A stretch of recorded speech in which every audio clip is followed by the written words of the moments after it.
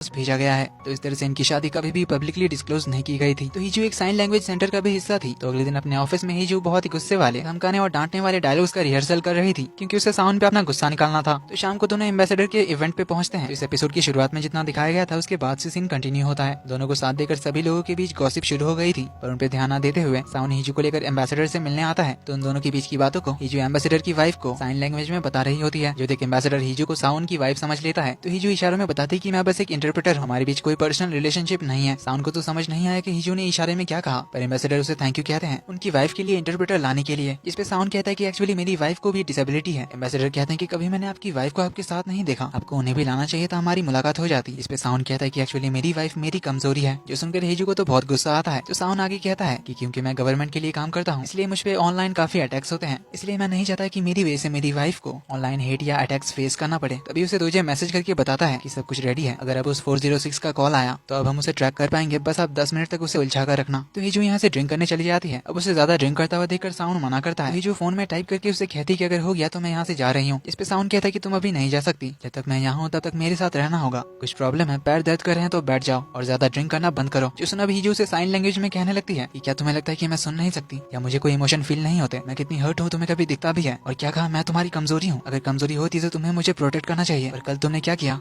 ये बोलकर उसे इशारे में गाली देने लगती है। जो साउंड को थोड़ा समझ आता है, पर जाते हुए हीजू इशारों में क्या कर जाती है कि शायद तुम जिस वाइफ की बात कर रहे थे वो मैं हूँ ही नहीं। ये बोलकर वो यहाँ से वॉशरूम में चली आती है, जहाँ उसे साउंड पे तो बहुत गुस्सा आ रहा था। इधर साउंड को थोड़ी देर बाद उसी किडनैपर का कॉल आता है। इस बार साउंड उसे सामने से कहता है कि मेरी वाइफ तो सेफ है, क्यों कल तू उसे मार नहीं पाया, कल मैं बहुत बिजी था इसलिए मैंने तेरा कॉल काट दिया था, पर आज मेरे पास बहुत टाइम है, तो बताओ अब तुम मेरी वाइफ को कैसे हर्ट करोगे। ये सब वो किडनैपर को 10 मिनट तक बातों में उलझाने के लिए कह रहा था। तभी किडनैपर कहता है कि लगता है पार्टी में ज्यादा कुछ करने को है नहीं तुम्हारे पास। जिसमें साउंड थोड़ा शॉक्ड होता है। किडनैपर कहता है कि सरप्राइज हुआ होगा कि मुझे कैसे पता कि तू इस पार्टी में है, तू सोच नहीं सकता कि मैं तेरे इतने करीब हूँ। साउंड हर तरफ देखने लगता है, दिन से कहता है कि तुझ जैसा लूजर यहाँ आ ही नहीं सकता, इसलिए अपनी बकवास बंद कर। इस पे किडनैपर कहता है कि तुमने कुछ नहीं खाया ना, तुम चाहे तो तुम्हारे लेफ्ट में रखी हुई ब्रुशेटा खा सकते हो। अब ये सुनकर साउंड और ज्यादा शॉक्ड होता है, तो उससे पूछता है कि तू यहाँ आया कैसे। तो किडनैपर कहता है कि अभी तूने पूछा था ना कि मैं तेरी वाइफ को कैसे हर्ट करूंगा। जो सुन साउंड हीजू को हर तरफ ढूंढने लगता है। तभी वो ऊपर एक बंदे को फोन पे बात करता हुआ देखता है, तो उसे पकड़ने जाता है, लेकिन वो कोई और होता है। किडनैपर पूछता है डर गया क्या। साउंड भागते हुए हीजू को ढूंढने लगा था। किडनैपर कहता है कि क्यों अब बिलीव हुआ ना। साउंड कहता है कि तू जैसा लूजर मेरी वाइफ का कुछ बिगाड़ नहीं सकता,